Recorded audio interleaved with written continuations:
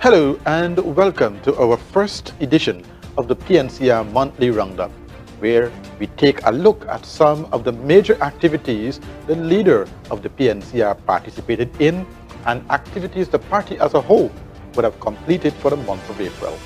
My name is Andrew Weeks, the Communications Officer for the Pncr. Coming up, we'll show you a number of walkabouts the leader of the Pncr would have spearheaded in villages and communities in Georgetown and around the country.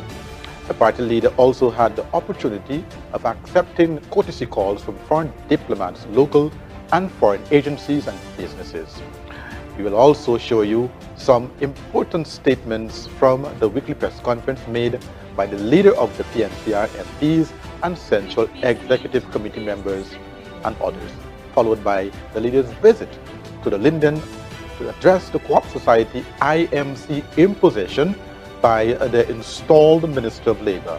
Then we will show you a historic moment when Party Leader Aubrey C. Norton took the oath of office as a returned Member of Parliament, followed by his nomination to the office of the Leader of the Opposition.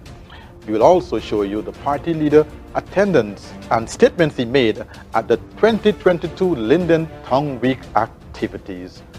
And we'll close off with In Memoriam, where we will feature the names of comrades who would have passed on for the month of April.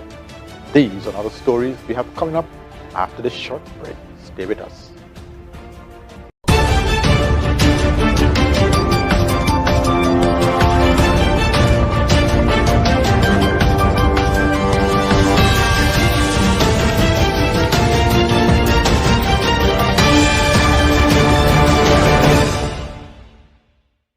Welcome back to the Pncr Monthly Roundup. Let's get right into our first week of April. We'll tell you now that on Friday, the 1st of April 2022, Party Leader Aubrey C. Norton and Vice Chairperson Ms. Elizabeth William Niles met with the residents of Lodge in Georgetown. Mr. Norton addressed the meeting and listened to the concerns of the residents and shared the party's vision to help communities and persons in need. During the meeting, he also presented 2 footballs to the youths in the community. The first week of April also saw the party observing the month of Ramadan, where the message was read by Natasha Singh Lewis MP. Here is a short clip of that message. As the 9th month of the Islamic calendar is upon us once again, it is one of the most sacred times for the Muslim community, one in which we are encouraged to practice self-discipline, fasting from dawn to dusk, increased acts of worship, especially the night prayers, heightened work of charity, and importantly, strengthening of families. In that same week as well, the party held its Tuesday weekly press conference with Pncr leader Mr. Aubrey C. Norton, PNC General Secretary and Shadow Minister of Home Affairs, Peter Chandan Edmund MP, Shadow Attorney General and Minister of Legal Affairs Roysdale Ford, SC MP, and the Pncr Public Relations Officer Shanika Haynes. At that press conference, a number of matters of national importance were addressed. One of the major issues addressed at that press conference was court action taken yesterday against the unlawful NRF Act. Yesterday, the legal challenge to the Natural Resource Fund Act was filed in the names of Christopher Jones and Norris Witter. These proceedings challenged the process and of the passage and enactment of the Natural Resource Fund Act of 2021, an act which the People's National Congress Reform has always argued is unconstitutional. Hickins' appointment as acting police commissioner is a flagrant breach of the Constitution. Many Guyanese have noted the lame efforts of the PPPC government through its Attorney General to justify the appointment of Clifton Higgins as acting police commissioner. Before an unconvinced public, the PPP and its Attorney General submitted the excuse that the so-called doctrine of necessity has forced their hands. The doctrine of necessity cannot. It cannot be used to excuse a flagrant breach of the Constitution. Despite billions of dollars being placed into the justice sector, delays continue to be a feature of the current system. I must point out that under the introduction of the new civil procedure rules, there have been increase in the timelines in which the court will be able to deliver decisions, and that has been happening. I expect this matter to be heard quickly. I have no guarantee that I could provide to you or the citizens of the public beyond the expectation that the court and the judges who will be assigned to hearing will hear the matter as quickly as possible. But I also think, Adam, we have to draw a distinction between cases that are designed for political harassment and cases that are aimed at making the PPP accountable. In this case, we are seeking to make the People's Progressive Party accountable. And we think civil society is on our side.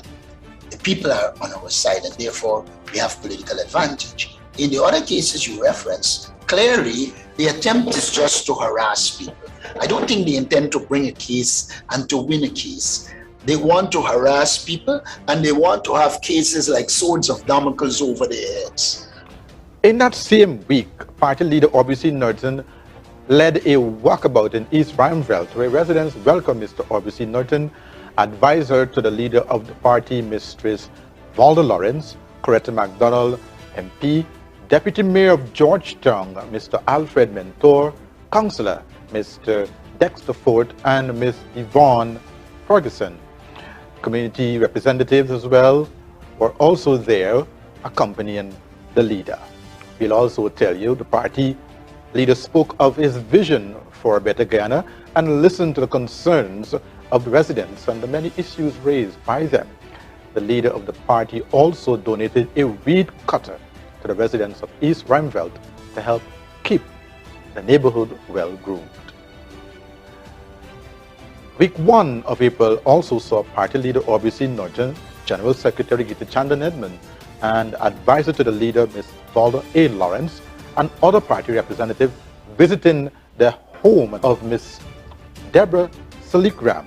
The tragic accident on the Penitence Public Road in Georgetown on Tuesday morning of April 5 claimed the life of Deborah Salikram, aka Auntie Suki, of West Rheinfeldt housing scheme area. The party leader and team expressed their deepest condolences to the husband, children, and other family members of Ms. Salikram. We'll now tell you that East Rheinfeldt had their share of the visiting delegation from the PNCR. West Rheinfeldt was not left out. The leader of the People's National Congress Reform, Orbisi Norton, and his delegation also met with the people in that community. The leader also did that walkabout on the 6th of April. That's Wednesday, the 6th of April. And the party leader and team shared the party's vision for a better Guyana and listened to the concern of the residents. The residents also complained of frequent flooding. They believe is due to the blockages of drains, the need for desilting, job for the youths, were some of the concerns raised. On Thursday, the 7th of April 2022, members of the International Republican Institute paid a courtesy call on PNCR leader Mr. Orbisi Norton at Congress Place Sapphire. They were IRI's local program officer, Ms. Sira Barat, and IRI resident program director, Ms. Dorota Rizzi.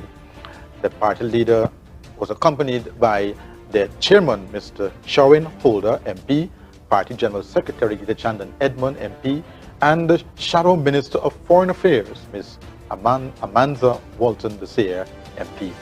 Discussion at that meeting were very mutual and cordial. On the same day of April the 7th, the leader of the People's National Congress Reform, Orbisi Norton, conducted walkabout in the Mocha Arcadia community. Accompanying Mr. Norton were Nima Flu Best, MP, chairman of the Mocha Arcadia NDC, Mr. Randolph Adams, councillors, Mr. Gregory Fraser, and Ms. Chanel Smith-Daniels. Community representative, among other members of the team, also attended.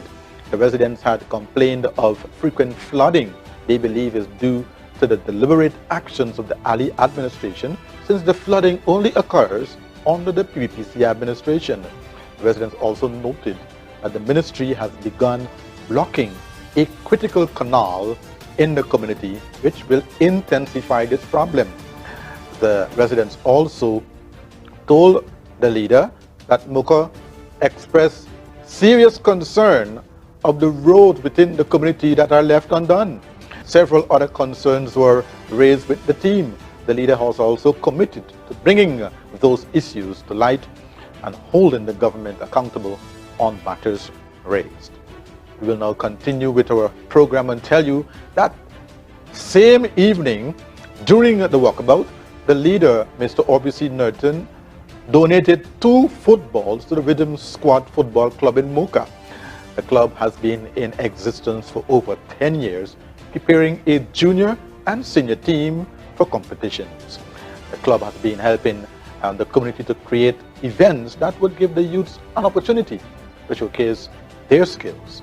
Mr. Norton shared some tips with the club members on how they could better develop their football skills, since he himself enjoyed playing football in his school years. He also made emphasis on the need for continued discipline in the sport.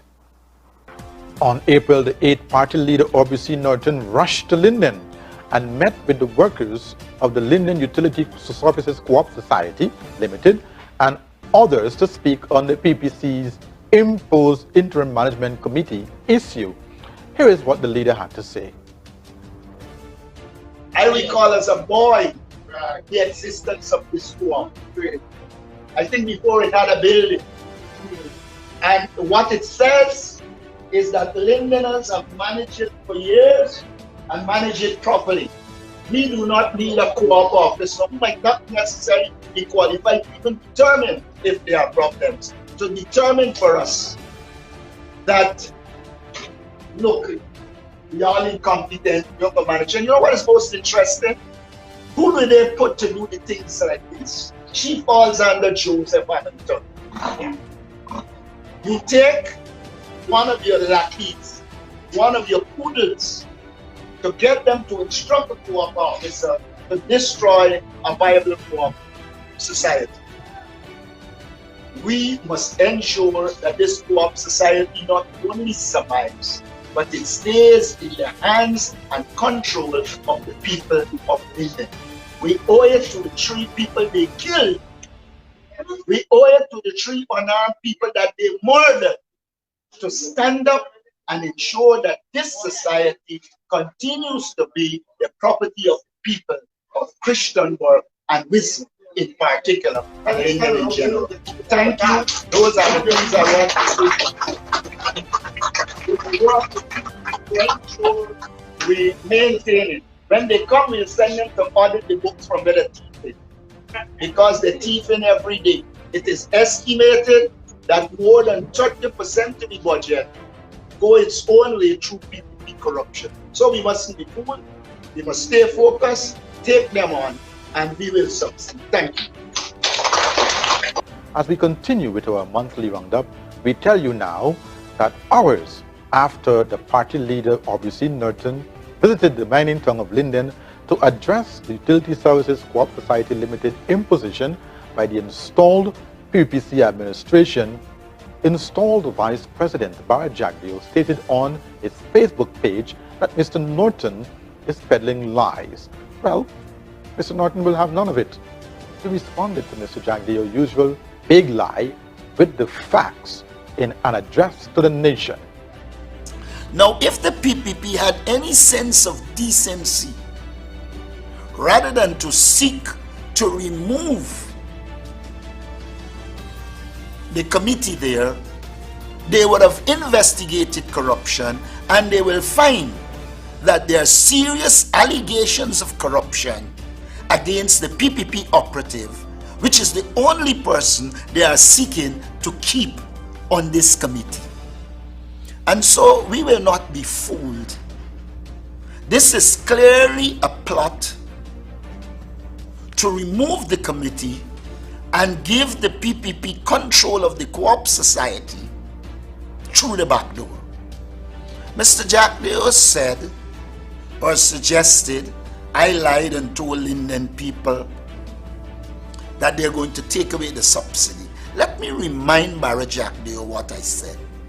I said, this is the first act in the attempt to dominate and control, and that the first step is to take over the society, and we anticipate the next step will be to remove the subsidy. And I'm saying this based on the fact that Edgil bemoaned in the parliament the money spent on electricity in Linden, and the fact that the PPP is hell-bent on destroying Linden. And so we must not be confused. One, the PPP is seeking domination and control. Two, they are protecting the corrupt operatives, not only in the co-op society, but across the country. And we are going to ensure that it doesn't happen. Now, it should be obvious to all Guyanese that the PPP has no good intention with Linden. And so I want to make it very, very clear that we are going to stand up to the PPP and ensure they are taken on. Now, in week 2 of the Roundup, Ganesh Mahipal MP and Shadow Minister of Local Government and Regional Development at a press release stated that the installed Minister of Local Government and Regional Development, Nigel Dharamlal, and Anand Usad are directly interfering with the administrative operations of the RDCs, municipalities, and NDCs. Mr. Manipal said, and I quote, I wish to remind Ministers Dharamlal and Usad that our Constitution is supreme and that the elected bodies at the levels of the RDCs, municipalities, and NDCs are autonomous and independent of political directives.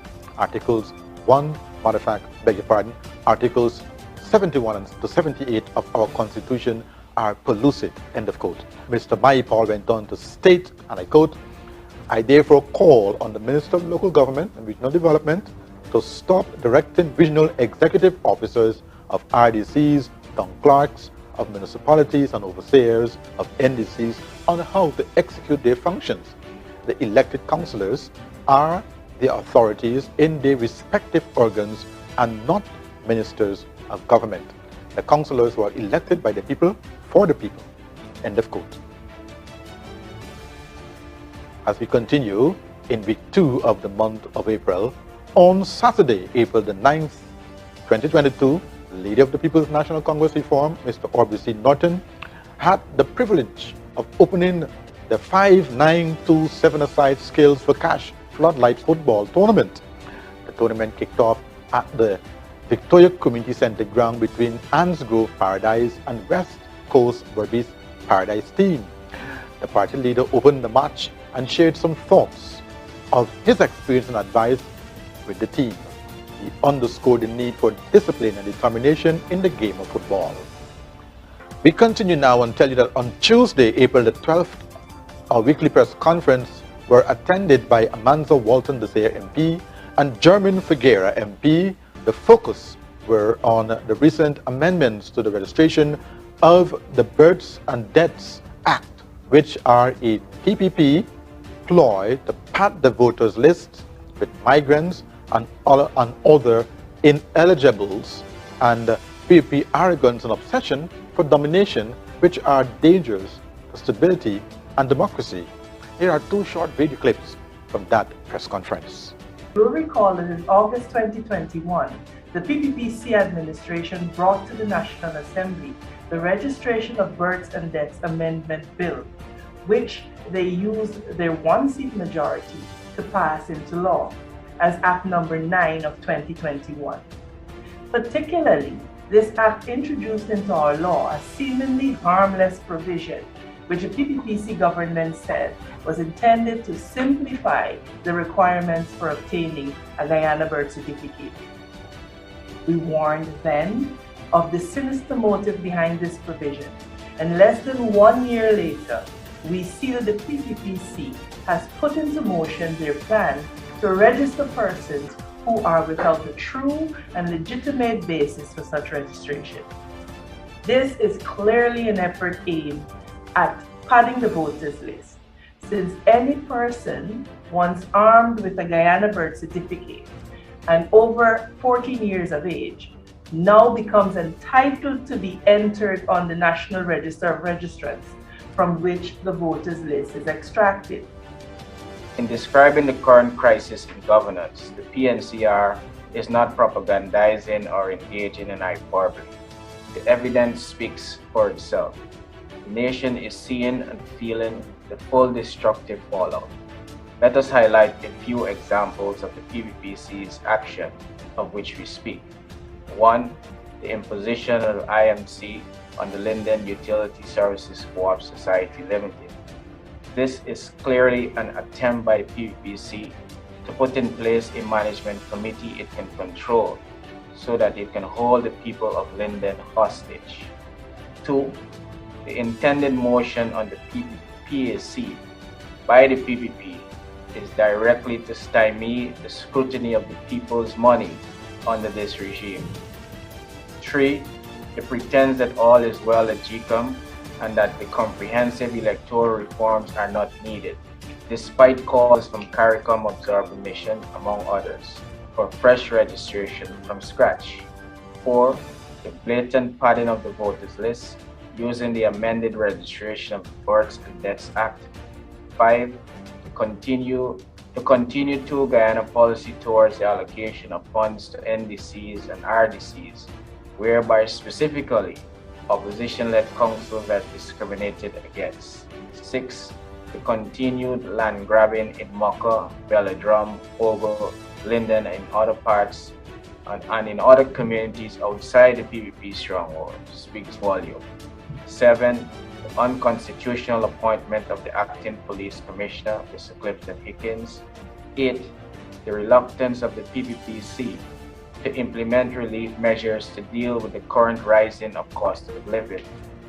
All these are acts on others to demoralize the nation and sap the energies and faith of its people. We tell you now that on the afternoon of April 12, party leader Aubrey C. Norton spearheaded another walkabout in the village of Mocha on the east bank of the Marara, and during that walkabout, he heard from the residents directly and did an assessment on the situation there. There were a number of complaints by villagers who told the leader that their community is being neglected of basic services from the government, like drainage and irrigation, roads, lights, lands for agricultural production, etc. Many of the residents also complain that the PPP operatives are seeking to remove them from lands they occupied over the years. Mr. Norton promised to address their concerns. As we continue with our program on April the 13th, GTT CEO Mr. Damian Blackburn and team, which included its public relations manager Ms. Jasmine Harris, general manager of MMG Plus Ms. Ram, and COO of Home and Fix Mr. Ishwar Takudin paid a visit to Mr. Aubrey C. Norton. The PNCR leader accompanying the leader at the meeting were the party's chairman, Mr. Sherwin Holder, MP Party General Secretary Gita Chandan Edmund, and Mr. Elson Lowe, economics advisor to the leader of the opposition. The meeting was productive, where the party learned of GTT's plans for Guyanese, including service improvement. It also provided an opportunity for the party to highlight areas which they would like to see additional work done.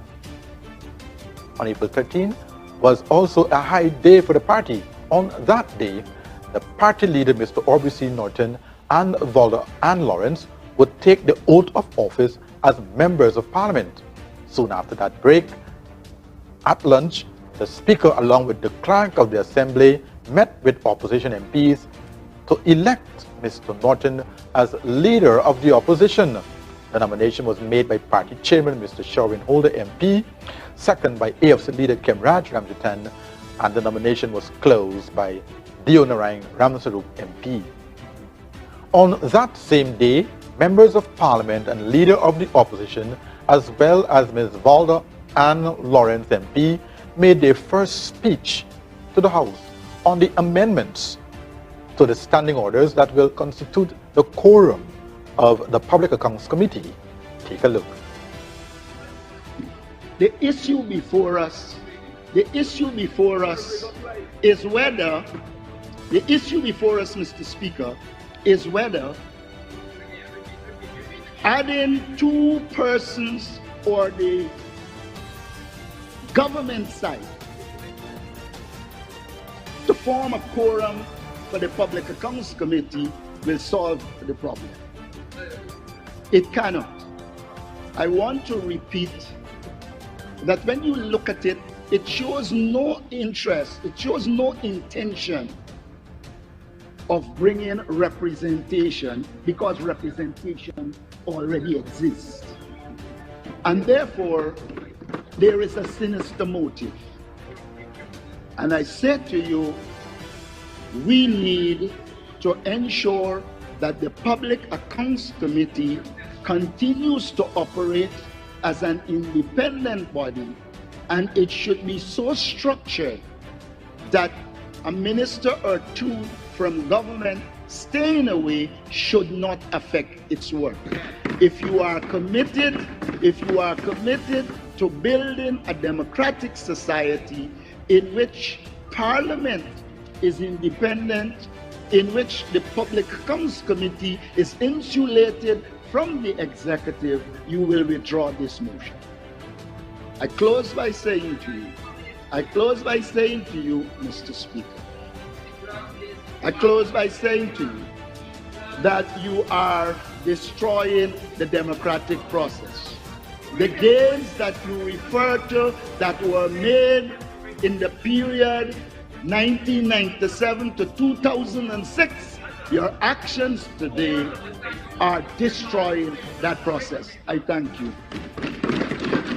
Following a discussion that ensued, the committee agreed that gratuity for the commissioners of the previous Public Procurement Commission should be paid at a rate of 22.5% per month, retroactive from 2016 to 2020.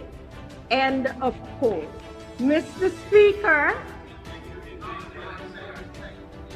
as we heard from the members on the other side, that what the PAC did at that meeting was one that the opposition sought to take advantage of the absence of government members.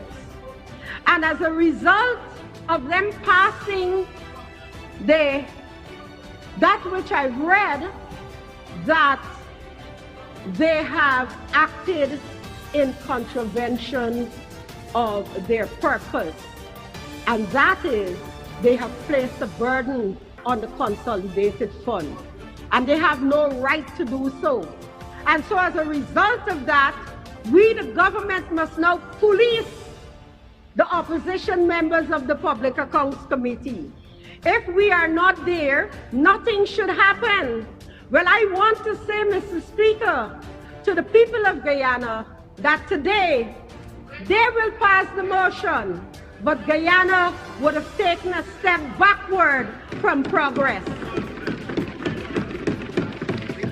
And let me also say to those members on the other side that the Public Accounts Committee is a committee which examines the work of all ministries in terms of their spending after the fact.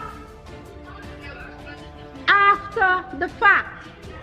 And as time rolls on, from time to time you will find the opposition scrutinizing their own term in office. And that doesn't happen in Guyana alone. It happens all over the world where there are public accounts committees. other instances, they will be examining that of the government of the day. That does not happen in Guyana alone. That happens all over the world in all public accounts committees.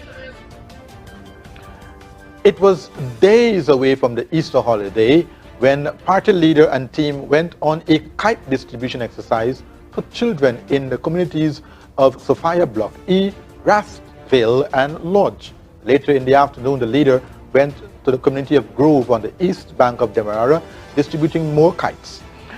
Earlier, the party leader also met with members of staff in the Hall of Heroes to celebrate the Easter holiday. Staff members were treated to words of remembrance as to the purpose of the Easter holiday. Also in attendance were the General Secretary, Ms. Gita Chandan Edmond, MP, and head of the Christian community, Aubrey Retty Meyer, who gave the main address in observance of our risen Savior Jesus Christ. At the end of the program, the staff received kites and Easter treats. More kite distributions were done in the areas of West Rhymeveld, in Georgetown, and Pleasance on the east coast of Demerara by party leader Aubrey C. Norton. Then Bachelor's Adventure and Golden Grove communities on the east coast of Demerara by Councillor Chanel Smith Daniels. And the team kite distributions were also done in Region 2 and other parts of the country by party groups and party comrades. As the Easter celebration hyped up, leader of the People's National Congress Reform and opposition leader Aubrey C. Norton on Saturday, April the 16th, joined families of Miss Carmen Matthews to celebrate her 100th birthday. The party leader visited the home of Miss Carmen and Matthews, who resides in Thomas Street, Kitty, to celebrate with her and families and friends on this joyous occasion. He presented her with a vase of flowers and a birthday card and cake.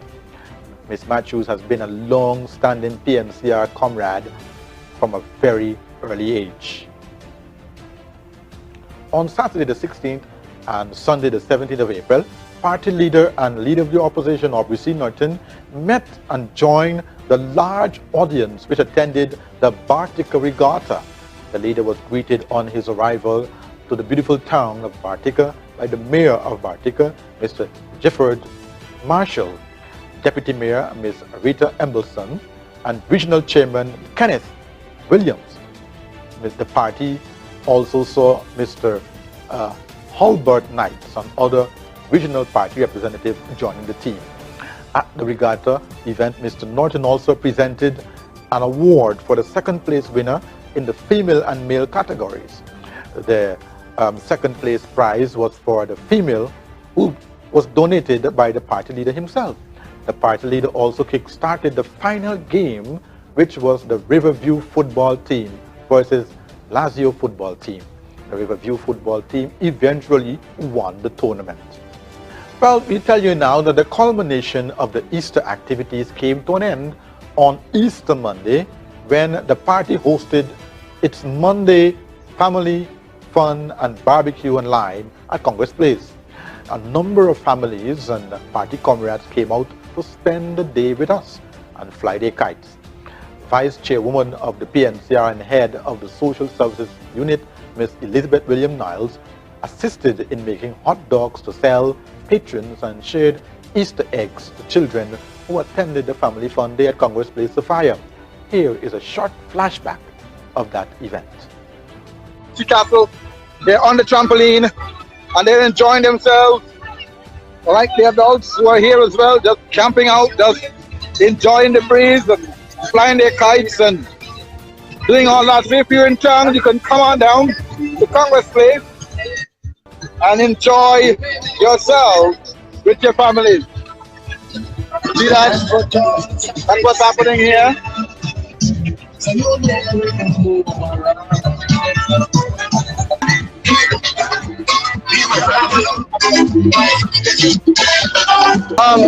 areas there as well. Yeah.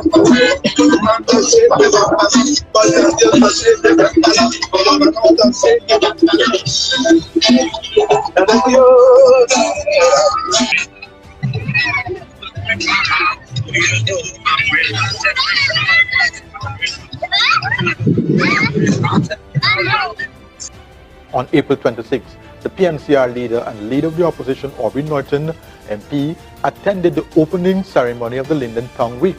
Mr. Norton also addressed the audience.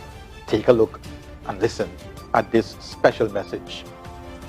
The Chairman, Region 10, Mayor, Deputy Mayor, visiting mayors and deputy mayors, all present. It's always an especial pleasure for me to be at home. I born here, I grew up here, and though I move physically, I visit regularly, and I'm spiritually in Linden all the time. I want to start by commending your team. Together we build. But I want to say to you, when you're going to build, you must have a vision.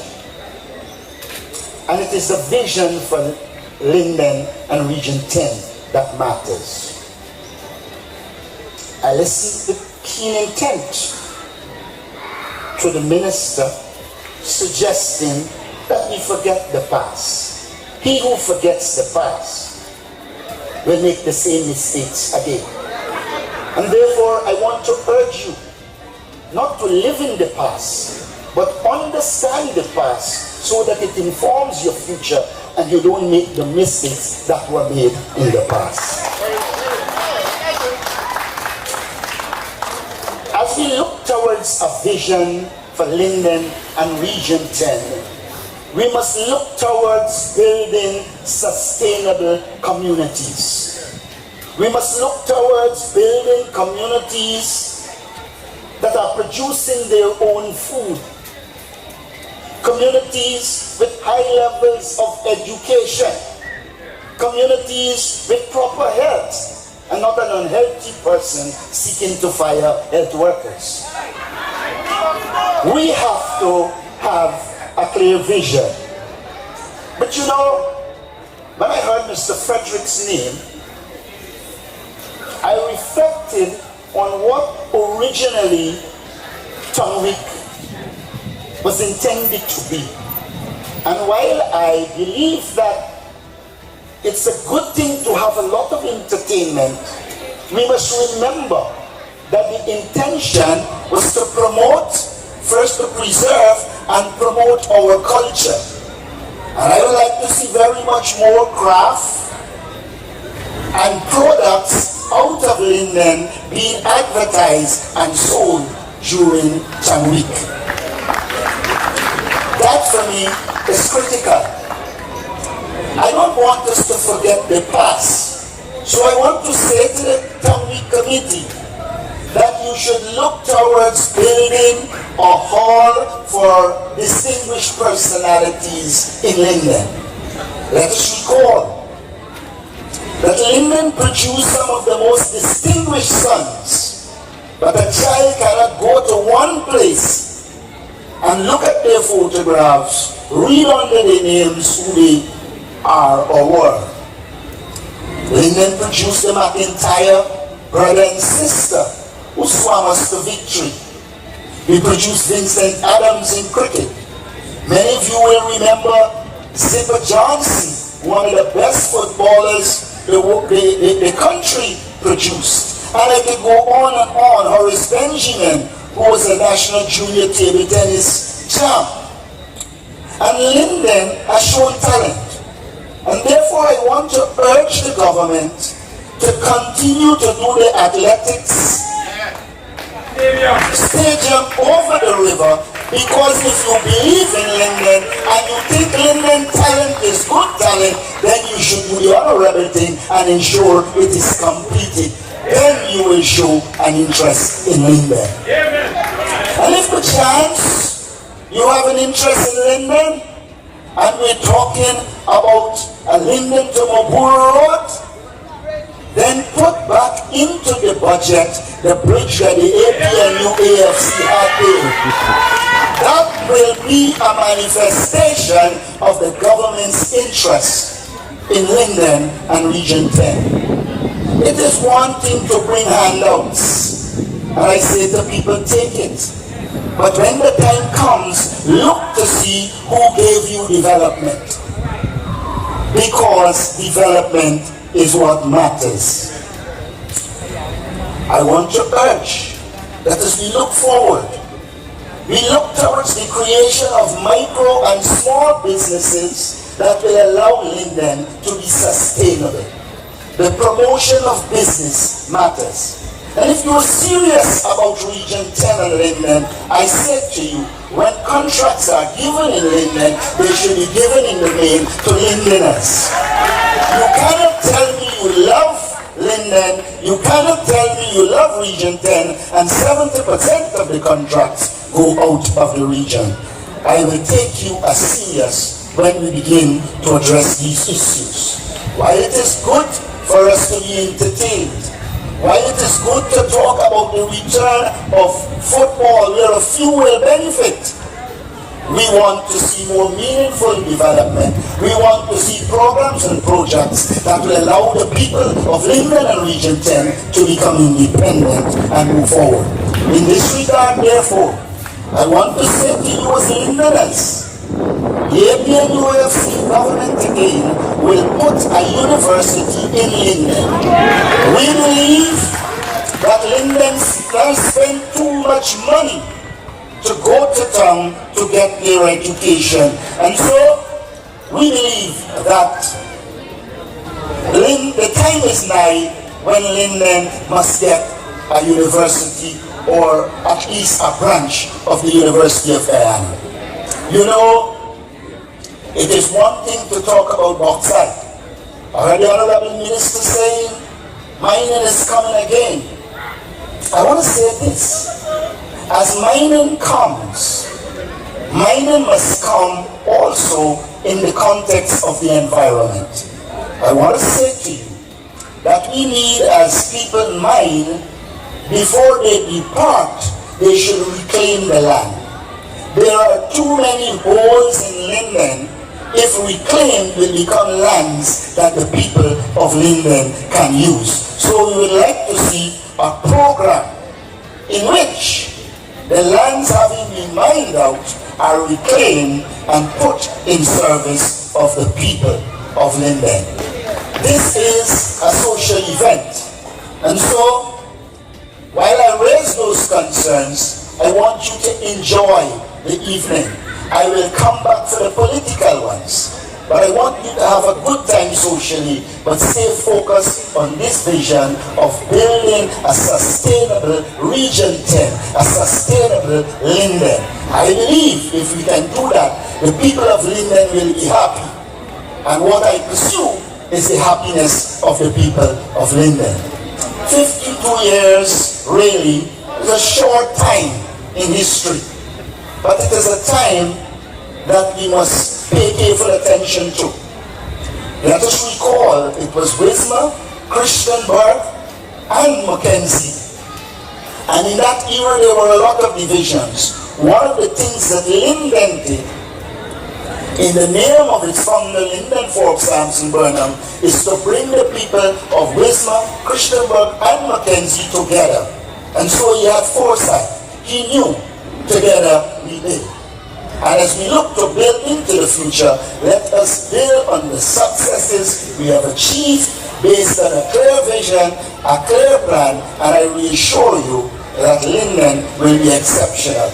And to close by promising you, on returning to government, Linden will be the top priority. Thank you.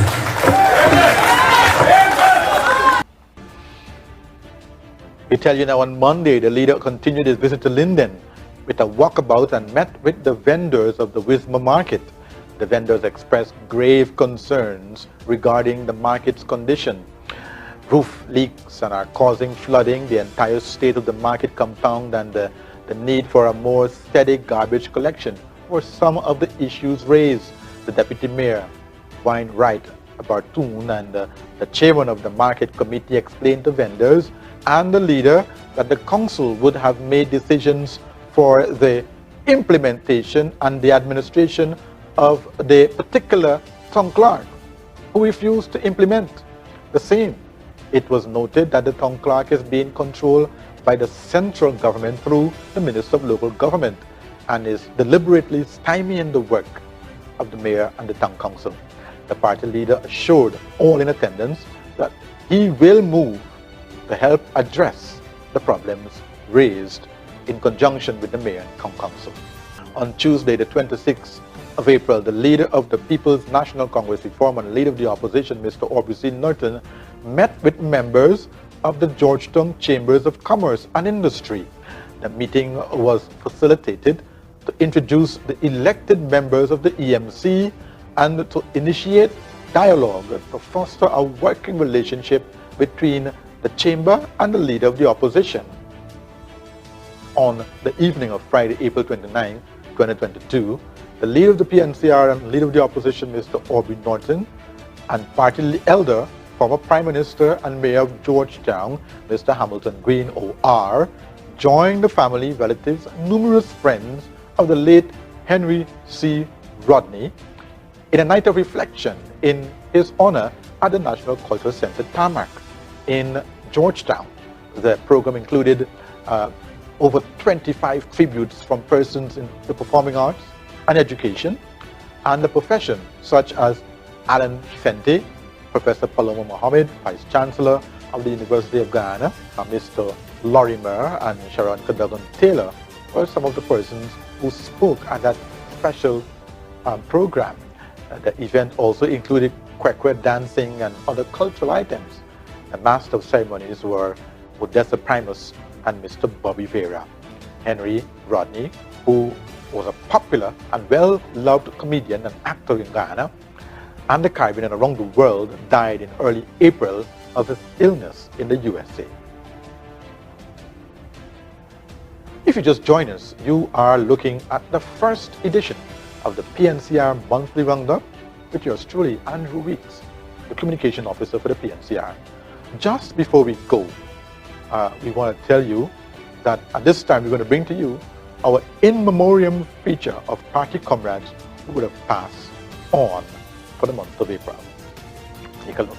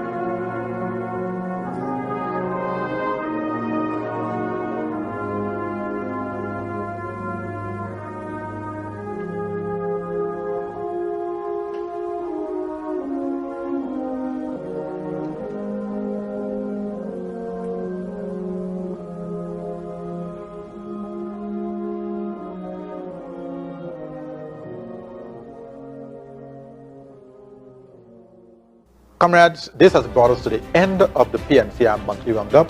On behalf of the leader of the PNCR and opposition leader, the Central Executive Committee, and the entire membership of the People's National Congress Reform, and the production team of the Public Relations Department here at Congress Place of Fire, we will see you right back here at the end of May for our second edition of the PNCR Monthly Roundup. Remember, keep yourself and each other safe. And may God bless our country, Guyana, and the great and mighty Democratic People's National Congress Reform. Goodbye.